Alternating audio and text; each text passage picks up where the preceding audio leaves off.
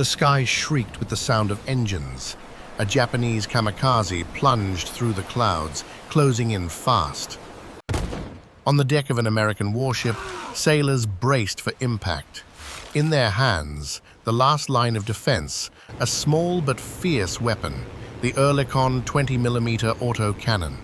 In the seconds before death, there is no time to hesitate. Just instinct, training, and the right weapon. It was in these do-or-die moments that the Oerlikon 20mm became more than a gun. It became hope. A small, rapid-firing autocannon that stood between life and annihilation. Following the devastating attack on Pearl Harbor in December 1941, the United States Navy faced a terrifying new reality. Japanese aircraft were fast, relentless, and deadly accurate. The 30 and 50 caliber machine guns on board American vessels, once considered adequate, were hopelessly outmatched. Ships needed something new, something better, immediately. Enter the Oerlikon 20mm. Originally developed in Switzerland, this unassuming weapon was rushed into mass production and deployed across the Pacific Fleet. It was light, quick to reload, and delivered a punishing burst of firepower. By early 1942, it was bolted to nearly every corner of U.S. naval ships, from aircraft carriers to destroyers. And then, it proved its worth. Wave after wave of Japanese dive bombers and torpedo planes were met with a hail of 20mm shells. Stories spread across the fleet, of entire squadrons driven off, of last-second kills just meters above the deck, of terrified gunners holding the line until the sky fell silent. But how did such a small gun earn a legendary status in naval warfare? Why did it come to define the early years of America's fight in the Pacific? And what made it so devastatingly effective that it changed the course of naval air combat?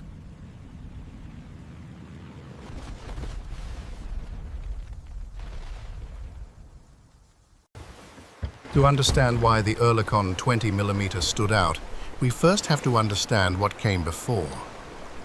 At the start of the Pacific War, most U.S. Navy ships were equipped with a mix of .30 caliber machine guns, .50 caliber Brownings, and the infamous 1.1-inch quad mounts, nicknamed the Chicago Piano.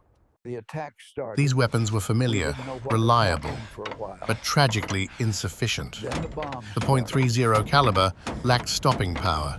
Its rounds simply bounced off enemy aircraft or missed altogether as planes roared past at 250 knots. The .50 caliber did better, but struggled with range and punch.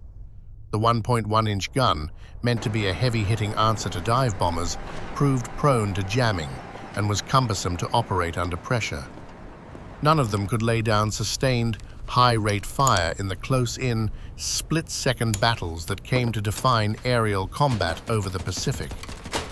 That's where the Oerlikon changed everything. Imported from Switzerland and adapted for American production, the Oerlikon 20mm was compact, reliable, and deadly. It used a recoil-operated blowback mechanism, meaning fewer moving parts and faster cycling. The weapon could fire at a practical rate of 250 to 320 rounds per minute, using a 60-round drum magazine that could be changed in seconds. Its recoil?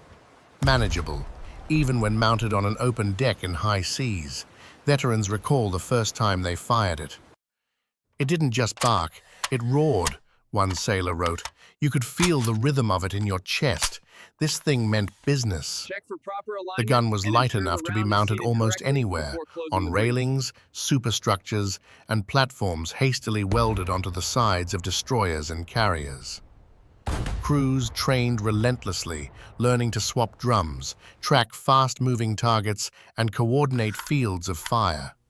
Loading the Oerlikon was simple, yet vital. Two men worked together, one to feed the 60-round drum into place, the other to pull the charging handle and stand ready to fire. It took seconds, and every second counted when death came screaming out of the sky. On every ship, From the smallest patrol boat to the towering flat tops of the Pacific Fleet, the Oerlikon quickly became the most trusted weapon in a sailor's arsenal.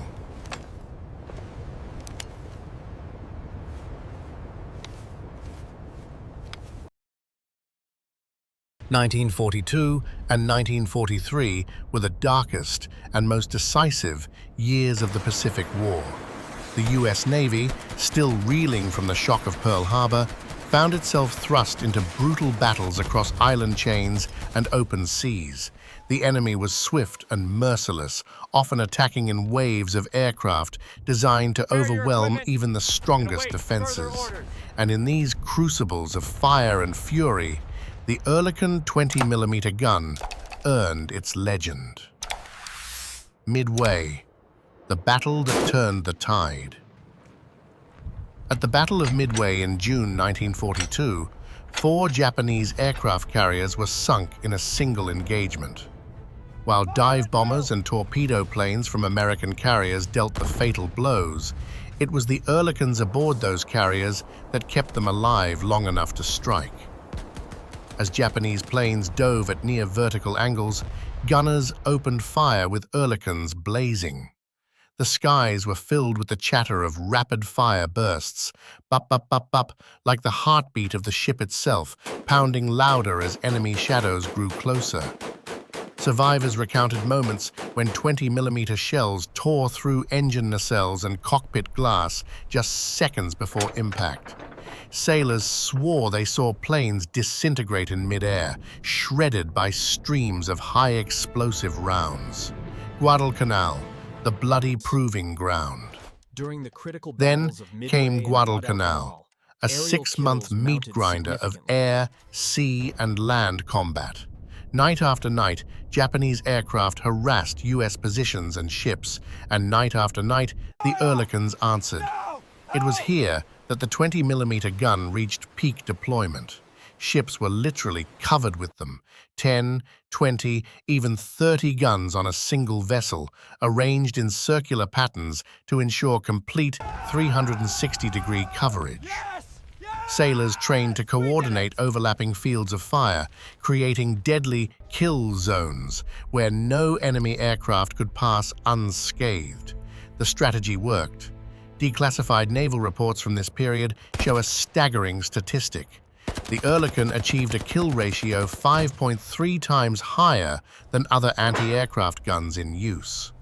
It was, without question, the deadliest short-range defense system of the war at that time. And it wasn't just the numbers, it was the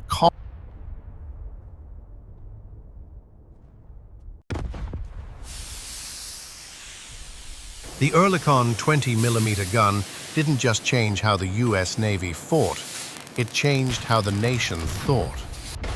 After the catastrophic loss at Pearl Harbor, morale in the United States was shaken. The Pacific Fleet had been crippled. Air superiority belonged to Japan, and the American public feared that the war would be long, bloody, and uncertain. But then, the tide began to turn, and a small, fast-firing weapon played a surprisingly big role in that shift. From defense to defiance. For sailors standing on the exposed decks of warships, the Oerlikon brought something more powerful than firepower. It brought hope. It was the first time many felt they had a real chance to fight back against the kamikaze swarms and sudden ambushes from the skies. One officer was quoted saying, "For the first time, we weren't just sitting ducks, we were swatting them out of the air. We had teeth." The psychological effect rippled across the fleet. Crews took pride in their guns, polishing them daily, naming them, painting kill counts on their shields. The Oerlikon became more than a tool. It was a symbol, the arsenal behind the gun. But behind every trigger pull was a vast and tireless machine back home, American industry. As demands soared for 20mm guns and ammunition, factories shifted into overdrive. Steel plants worked around the clock. Ammunition plants expanded production lines. Workers, many of them women, labored day and night assembling drums, machining barrels, packing crates. Even schoolchildren joined the effort. The Oerlikon Neighborhoods had a collected significantly scrap higher metal, pull ratio, tin cans, old demonstrating toys its and broken superior appliances, effectiveness. anything that could be melted down and turned into bullets. Local drives were held in schools and churches. Posters went up. Your tin today, their For victory outstanding achievement, tomorrow. you are hereby awarded The the Oerlikon Navy wasn't and just on Marine the front Corps Achievement lines. Medal. It was in every American town. It represented a shift in mindset. This was no longer just the Navy's war. It was everyone's. As you could see, the Oerlikon system continues to Wars exceed are fought with performance weapons, expectations. But one with adaptation. The Oerlikon 20mm was never meant to be perfect. It was meant to be enough. And for a time, especially in those crucial years of 1942 and 1943, it was more than enough. It helped the United States regain control of the skies over its ships and rewrite the momentum of a brutal war. But war evolves, and so must weapons. Oerlikon versus the 40mm, evolution, not replacement. As the war progressed, the Japanese threat changed. Enemy aircraft flew faster, higher, and came in deadlier formations. The US Navy needed a heavier hitter. Enter the 40mm Bofors, a larger, more powerful anti-aircraft gun. It fired shells with 6.2 times the explosive power, traveled at 2.3 times the speed, and covered 5 times the area of the 20mm Oerlikon. It was technically superior in almost every way. But that doesn't diminish the value of the Oerlikon. In fact, it highlights its brilliance. The 20mm wasn't replaced because it failed. It was replaced because the enemy evolved. Its smaller size made it faster to deploy. Its simplicity made it easier to maintain. And its effectiveness, particularly in close-range defense, saved countless lives in the early war years. The spirit behind the steel. More than just a machine, the Oerlikon became a monument, not to firepower, but to resilience. It symbolized the Navy's ability to adapt under pressure, the American industry's power to retool overnight, and the sailors' determination to hold the line, one magazine at a time. That spirit didn't end in 1945. Even today, modernized versions of the Oerlikon 20mm remain in service around the world, mounted on patrol boats, Coast Guard ships, and fast attack craft. Its DNA lives on in modern CIWS, close-in weapons systems, that protect today's fleets from missiles and drones. The Oerlikon was never just a gun. It was a turning point, a lesson in urgency, a reminder that even the simplest tools in the hands of the determined can change the course of history.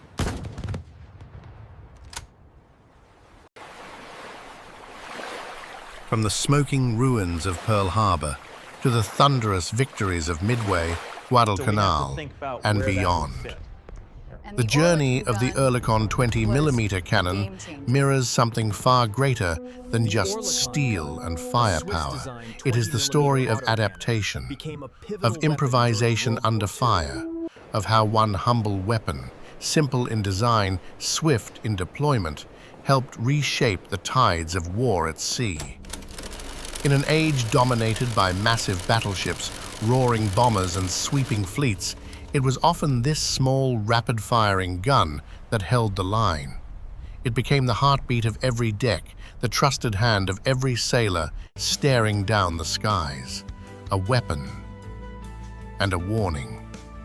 The Oerlikon's legacy lives not only in museums or military textbooks, it echoes in the very philosophy of modern warfare.